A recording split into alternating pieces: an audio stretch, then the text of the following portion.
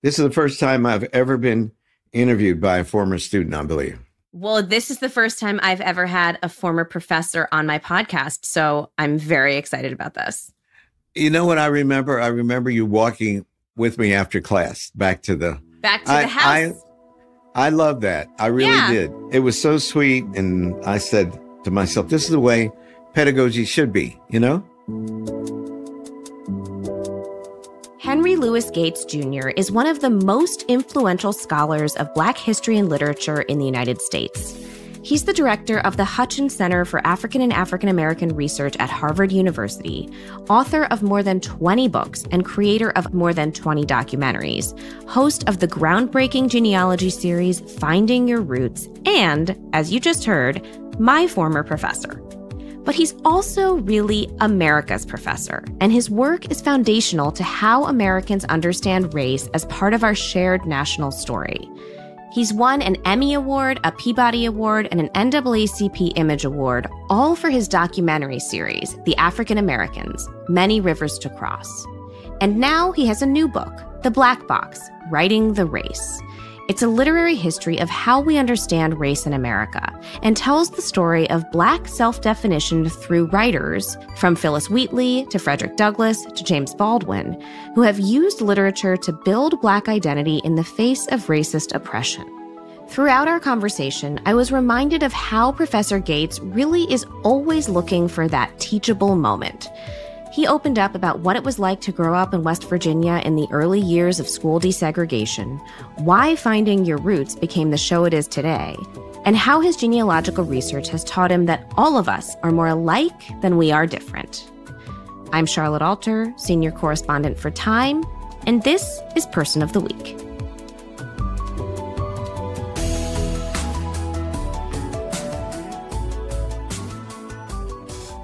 So, Professor, you grew up in Piedmont, West Virginia. You were born in the early 1950s. How did growing up in this place at this time influence you? Well, Piedmont, West Virginia is an Irish-Italian paper mill town located on the Potomac River in the Allegheny Mountains, halfway between Pittsburgh and Washington, D.C. And a lot of people from D.C. and Baltimore area come up there and own homes there. I was born in 1950. When there were 2,500 people, if I'm remembering correctly, and about 350 or so were Black.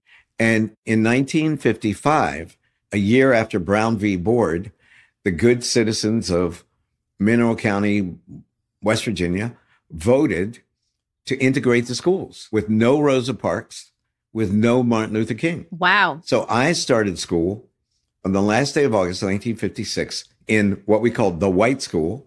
And I went to an integrated school for 12 years.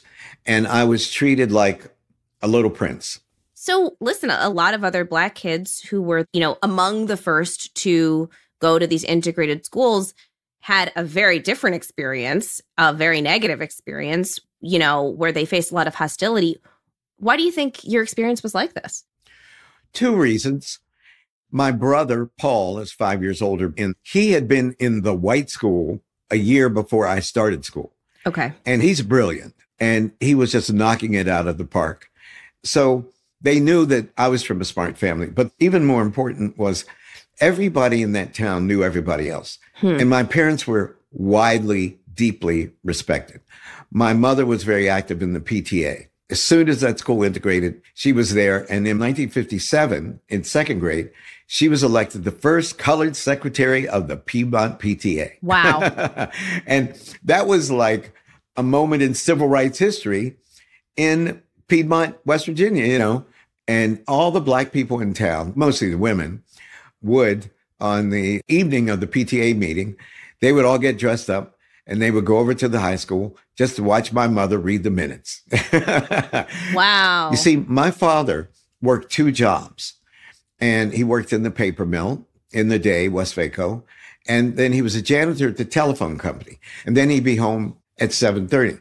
And he did that for the extra income. And he did that so that my mother wouldn't have to work, because that was the goal for a middle-class man. And certainly that was true in the white community. It was perhaps even truer in the African-American community. So we were in the upper class, as it were, as ironic as that might sound, among the working class white and black kids in my school. But the final thing I want to say, so as not to make the people in Piedmont sound superficial, is that they had a deep sense of character and fairness and an even playing field. They thought if you worked hard and you deferred gratification, you saved your money, you comported yourself in a dignified way, then you were entitled to a certain status in the community. These were mostly, I would say, second generation Italian and Irish immigrants who had come there at the turn of the century to work at the mill. And the black people, most of them had migrated from Virginia also to work at the paper mill. But look, there were racist strictures. We couldn't sit down in the local hangout called the Cut Rate. The white kids could sit down. We had to order at the counter. We got our food in, takeaway plastic cups and paper plates, and it drove us nuts. Wow. And we couldn't date white girls. That was a big thing that we were told. The black girls couldn't date white boys and the black boys couldn't date white girls. So what that meant when you hit puberty is that all the white girls thought about black boys and all the black boys thought about white girls. So you were really growing up in the midst of some of the most consequential moments of the civil rights movement. How much did you know that you were growing up at this really pivotal moment for Black Americans? Keenly aware. We got Jet magazine. Mm-hmm. And when Emmett Till was beaten and John Johnson chose to put his deformed body on the cover, we looked at that. And I mean, we were shown that and we talked about that. The news at that time only lasted 15 minutes. That was the evening news. But we watched it as a family together. Mm-hmm. And so 1957, when I was 7, Central High School, Little Rock. And my parents were Republicans until JFK.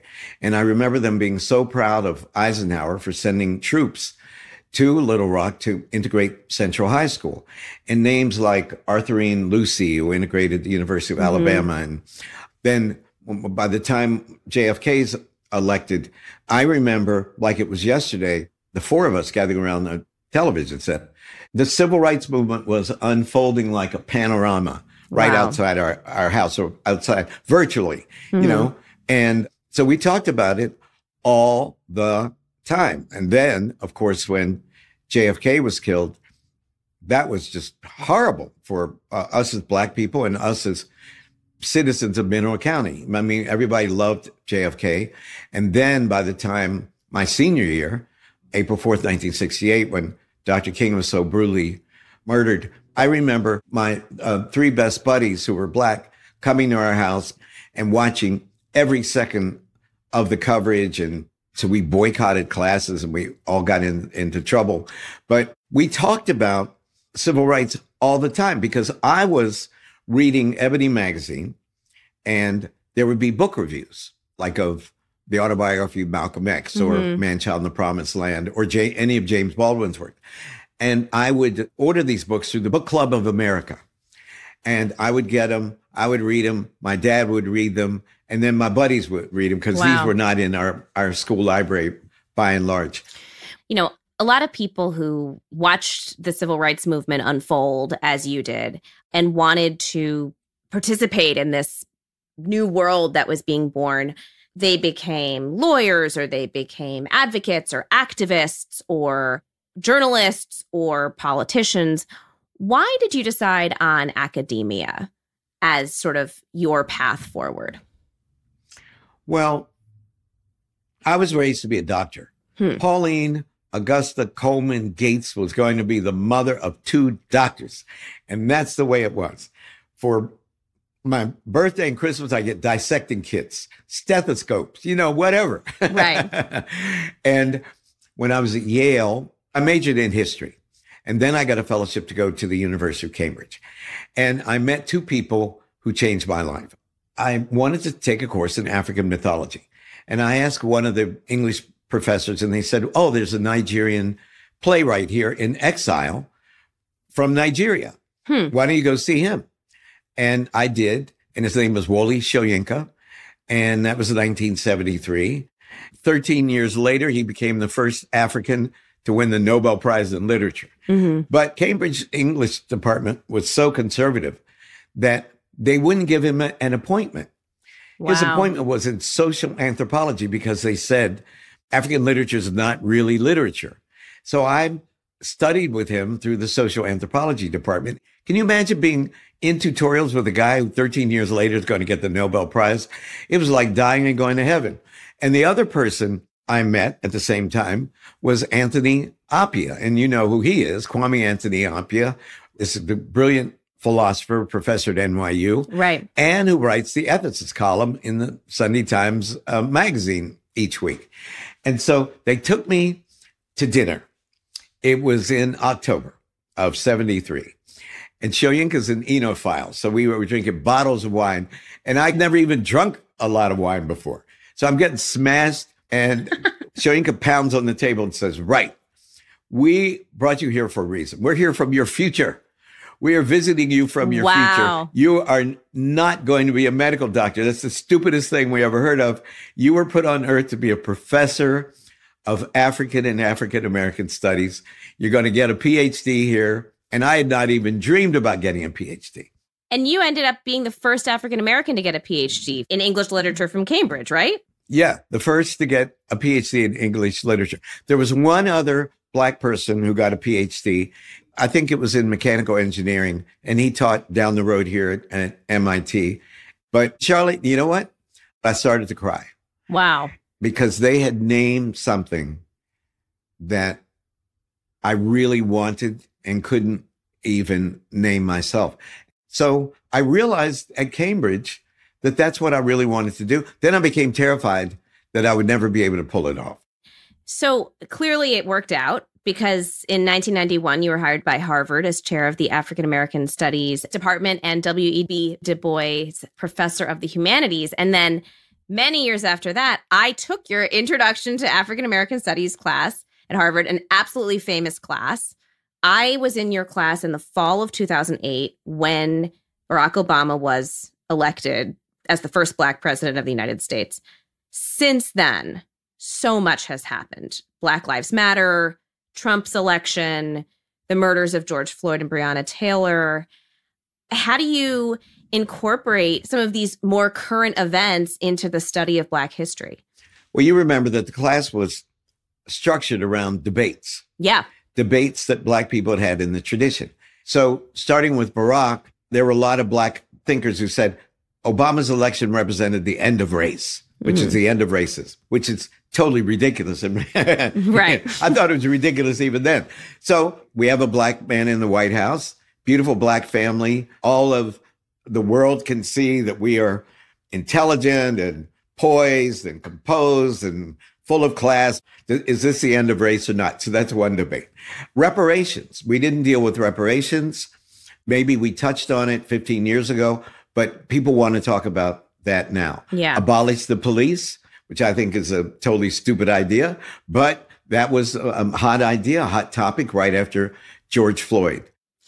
I'm curious about that. Why do you think that's a stupid idea? And how do your students react when you say that? I want to abolish bad policemen. I want to abolish bad policing. I want to abolish the fear that so many Black people feel in the presence of the police. I want more harmonious relationships between the community and law enforcement officers. And I say that as a person who was arrested. Right. You were famously arrested for trying to get into your own house. Right. And so, no, we need the police force, but we need a police force that is not racist and is not brutalizing people. You know, one of the secrets to the way I view the world, Charlotte, is that I grew up in a working class white America. And the poor white people are afraid of the police too. All I'm saying is that I think that class matters to paraphrase Cornel West, I think that economic relationships are of fundamental importance to how behavior manifests itself in a society along quote unquote racial lines. When we come back, Henry Louis Gates Jr. digs into his hit series, Finding Your Roots, and his new book, The Black Box, Writing the Race. More in a moment.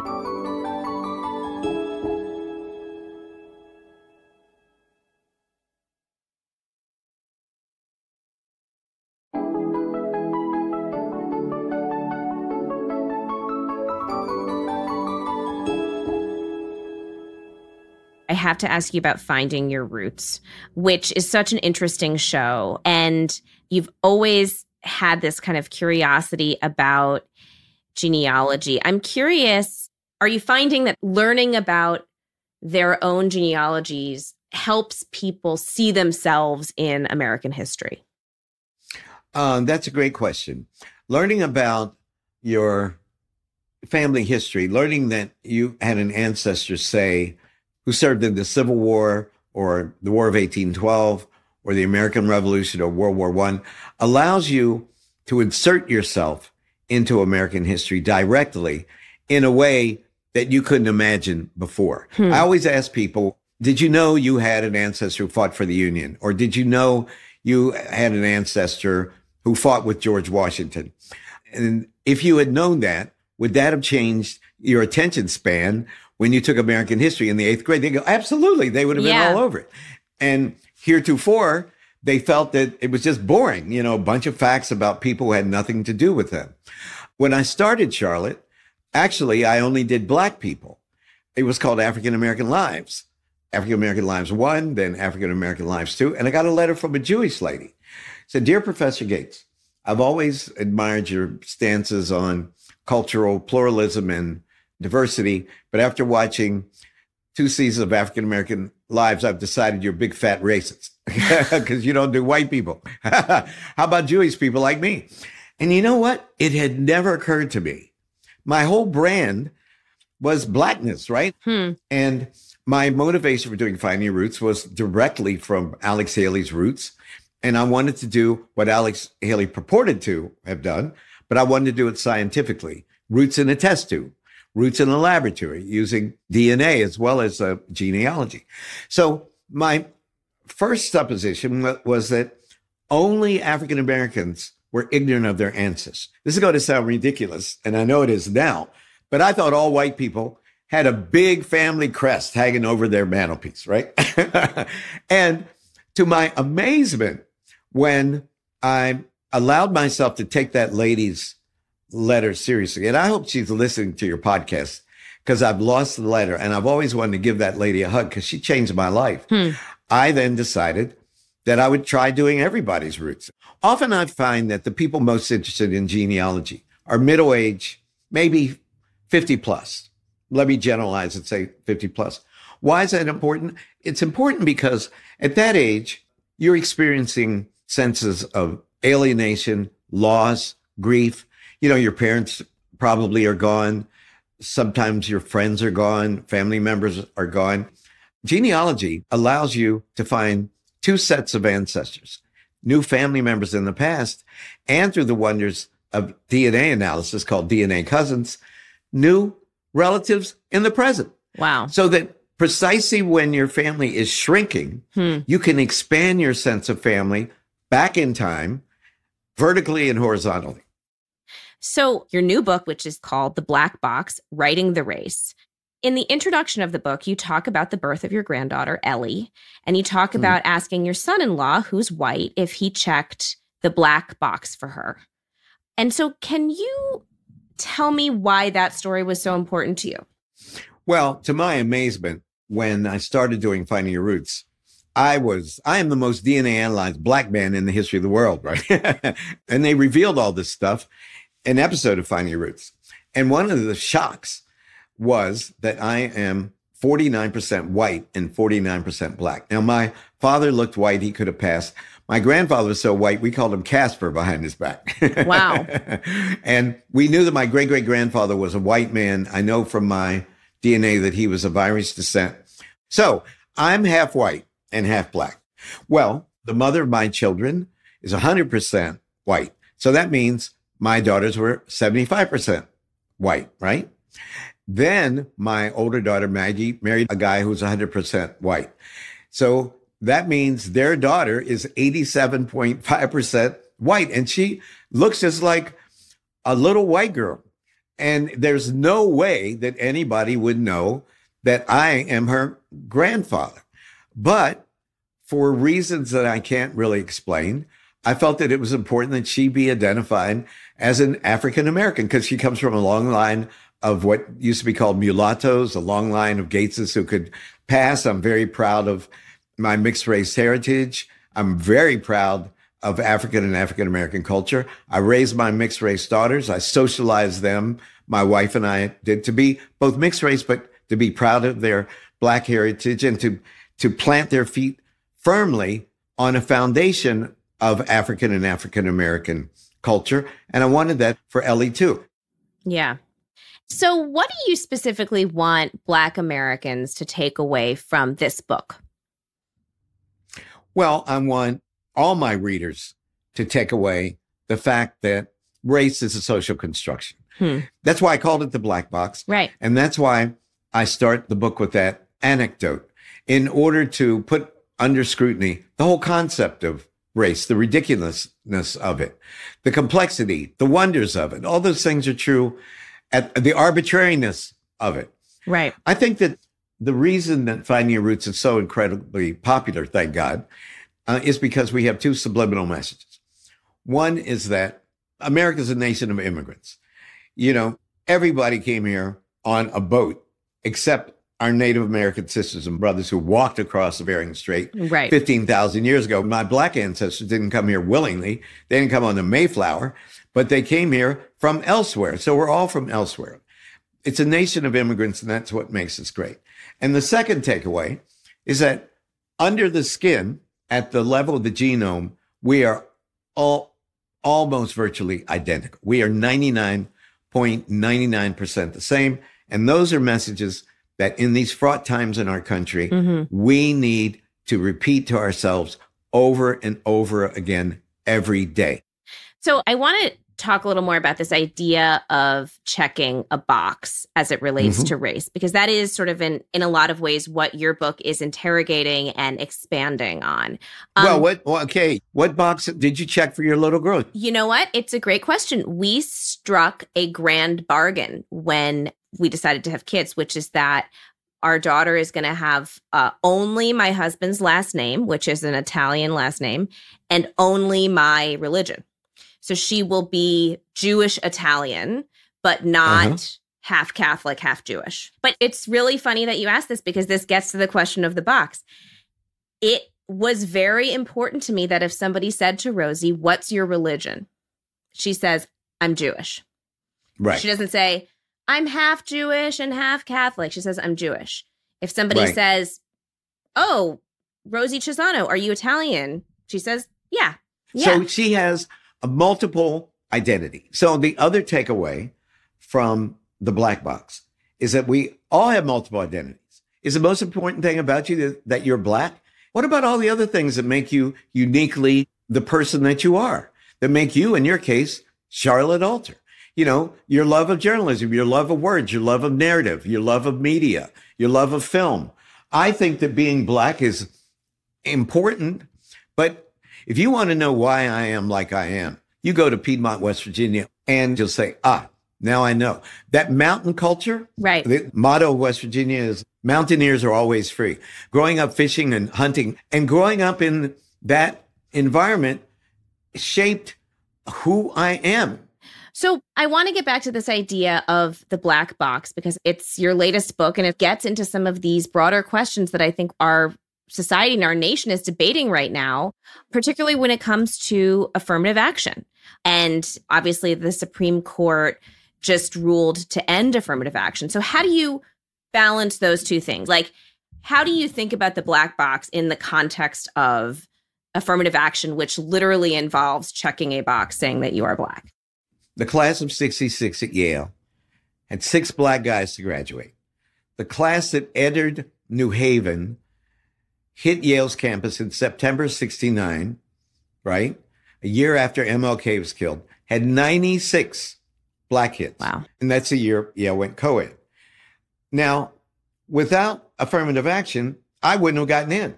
Now, I think that I'm a pretty smart guy and I always got straight A's. But if you look at the class background of the 6 black guys who graduated from Yale, their fathers were doctors and lawyers. They were well connected. Okay. It wouldn't ever made it down to me in Piedmont, West Virginia.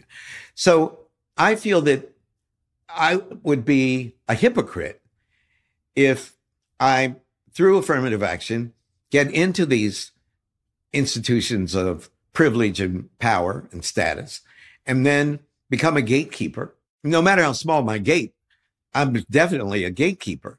If I stood at that gate and tried to keep other people out, that would make me a hypocrite. So these schools disproportionately affect who is going to be in what C. Wright Mills called the power elite. And I want the power elite to look more or less, in terms of percentages, like the United States, like the federal census. I want 12% to be black, and I want whatever percent to be Latino, and whatever percent, et cetera, et cetera, et cetera. That might be naive and might be simplistic, but that's what my goal is, at least till we get to the point, which we haven't reached yet, when we can abolish all of these categories. But I think that taking account of the economic status of applicants so that we're changing the class structure among the power elite, it's just as important as ethnic or religious representation. And there's not a neat way to do this, an easy formula so that you add up all these percentages and it comes out 100%. But I'm asked all the time about reparations. And I was asked yesterday in an interview about reparations. To me, affirmative action was a form of reparations. If you look at those 96 kids, who was in my class? Ben Carson. Ben Carson was in your class? Ben Carson was in my class. Wow. Kurt Schmoke, a college president, who was the first black mayor of Baltimore. Anthony Davis, professor at UCSD, who got the Pulitzer Prize for music in the year 2020.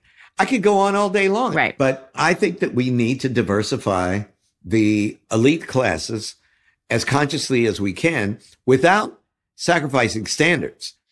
Do you think we're in a backlash moment right now? I'm thinking of particularly the sort of backlash against diversity, equity, and inclusion initiatives, the sort of push to try to take certain books out of schools that teach kids about racism or teach kids about Black history. Yes. I think that we're in an era of backlash, but it's a backlash generated by fear.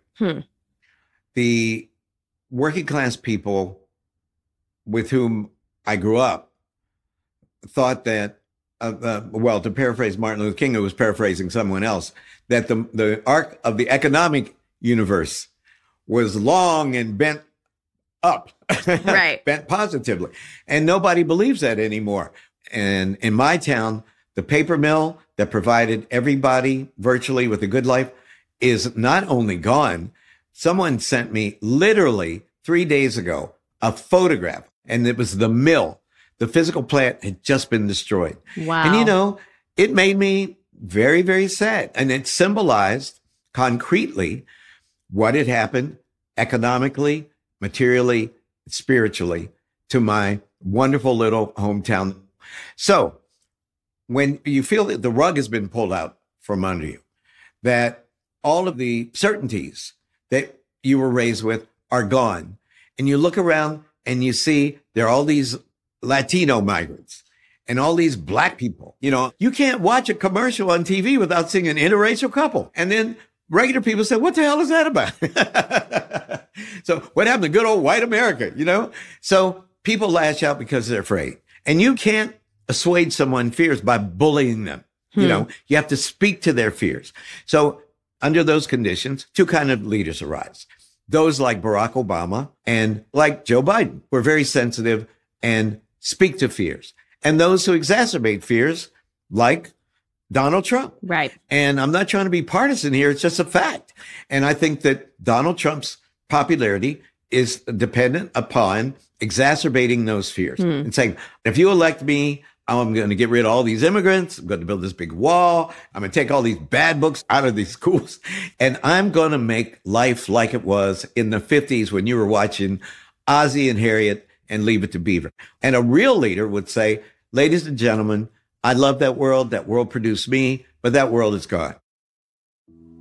Professor Gates, thank you so much for being here. I can truly say, as one of your former students, it's been such an honor talking to you about finding your roots, about your own genealogical history, and your new book, The Black Box, Writing the Race. But now I want to ask you some questions about your everyday life in a segment we like to call The Last Time. So, when is the last time you spoke to your granddaughter, Ellie? 2 weeks ago. How old is she now? 9. And I see her about every other week. We have a third floor. Oh, nice. Above ground. Mm-hmm. And there's a room that was going to be my billiard room because I love to shoot pool. And I, for years, have fantasized about having my own pool table and billiard room. And you know what, Charlotte? It was colonized by that little girl. And it is now Ellie's room. And it's full of Princess so-and-so's pink tables and pink castles and all kind of Barbies. And wow, R.I.P. your billiards room. yeah, I lost that battle. So when's the last time you saw a movie in the movie theater? Oh, Oppenheimer. Okay. When is the last time you sat down in your kitchen to write? Oh, today. I do every day. Every single day. I'm at my kitchen table. It drives my wife crazy. You know, I have a beautiful study on the second floor, and she has a beautiful study. And it's like a museum because I'm like a sunflower, heliotropic. And this is the place that's most flooded with light in our home. And that's where I go. Every day. Wow. When is the last time you gave a student advice? Today. And last of all, I understand your wife is also a historian. When's the last time you and your wife argued about a moment in history? Every day. Like what? Like what are some of the arguments? I'm trying to think about what we argued about yesterday.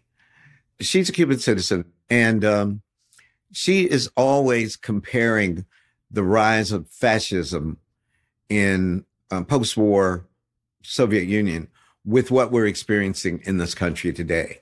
Oh, interesting. And so I'm always pushing back. And the other thing that we disagree about is that she grew up in a communist country and her parents were very radical left. They thought Fidel Castro wasn't radical enough.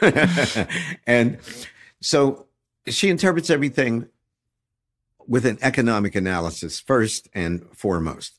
And I, probably like you, because we're Americans, tend to think of race, religion, ethnicity first, with economics trailing behind. Our leading propositions are different. And it makes for fun. I love arguing with her. Yeah. I learn a lot. She's tough. She's stubborn. You know, that makes for a great dinner party, you know, with just the two of us. Thank you. Well, it's such a joy to talk to you again. I really appreciate it so much. I hope we can keep in touch. I hope this won't be the last time we chat. Anytime. And keep watching Finding Your Roots. I will.